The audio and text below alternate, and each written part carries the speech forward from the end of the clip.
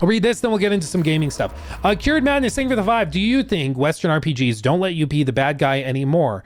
It kind of feels like it nowadays, except BG3, of course.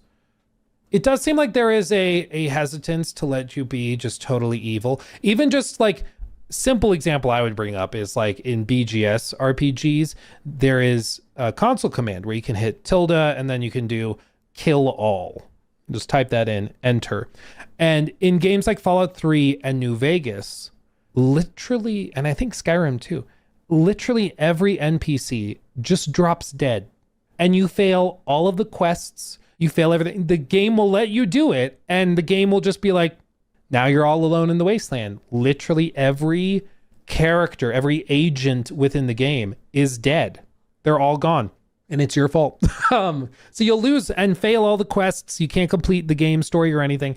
But in recent games, like Starfield, for example, there's dozens, if not hundreds of characters that you cannot kill. You cannot do anything.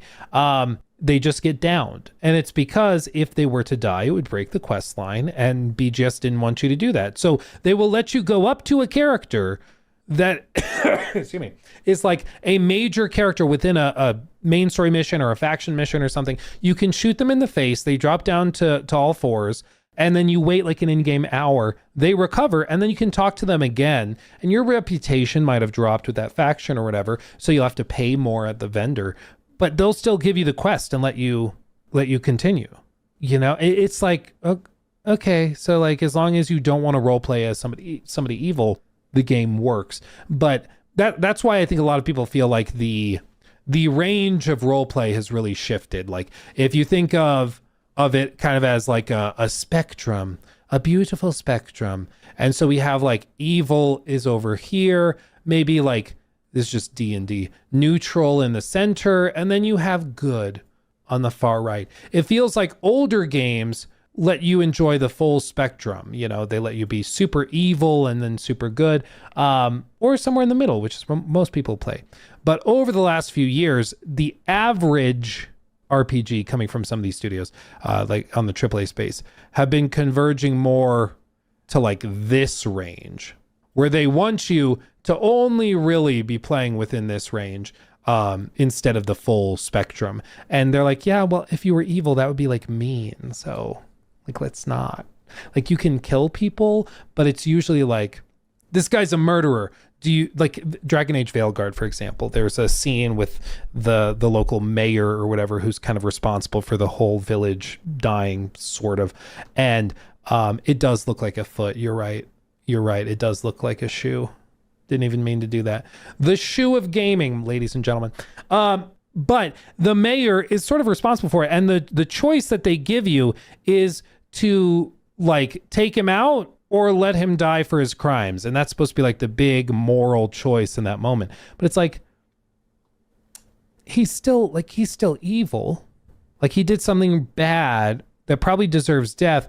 So you're just kind of like, again, the option is you let him just die from like the crows eating him, which probably puts you right about here. Like, it's still probably the right thing to do because he did something horrible, but it's not as virtuous as like forgiving him and giving him a second chance, which puts you like right here. And so it's like, okay, so we're all in like roughly the same range, you know? And to be clear, this isn't true for every RPG. You guys brought up Baldur's Gate. It's a fantastic example of a game that lets you go and be super evil. Dark Urge playthrough, they let you do some stuff, dude. It's not for the faint of heart. Those playthroughs are legitimately difficult, not because the game is like mechanically harder, but because you will have to look at characters who are very sweet and kind, and you will have to destroy them. Like, it is not for the faint of heart. Has anybody in chat done like a full crazy evil Dark Urge playthrough? I'm genuinely curious. Has anybody in chat actually done it? I mean, from the start to the end, going full murder hobo, evil crazy. Hebumera says can't do it. Yes, I'm planning on doing it, couldn't do it. I know a lot of people who started a Dark Urge playthrough and gave up like an hour or two in. They're like, I can't. Like, there's that one moment, what's the character's name? somebody's caught doing something naughty, something nasty, or like trying to steal something, and most people will let the person go or will cover for them. But then if you're playing Dark Urge, you're like, yep, kill him. Like it's crazy, dude. My friend did. It's genuinely really interesting though. Yeah, you kill the child in the, that's what I'm thinking of. Yeah, the child in the Druid Grove.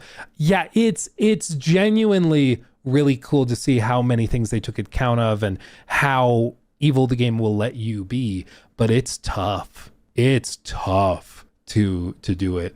And you're right, Flamren. They did do, or Femren. They did do an update, a series of updates, including updating the game to add all sorts of new evil cutscenes, ending cutscenes, stuff like that. So if you've been thinking about doing an evil playthrough of Baldur's Gate 3, I recommend you go check it out. But as for Outer Worlds 2 specifically, I personally, just being real, have not experimented a ton with the roleplay options to like go full murder hobo, go full crazy evil. So maybe it does support more of that. I think it supports a lot more than Avowed did. Avowed was pretty weak on the role-playing elements, but that's kind of to be expected because it was also originally designed as a multiplayer game and the RPG stuff was sort of an afterthought. So yeah.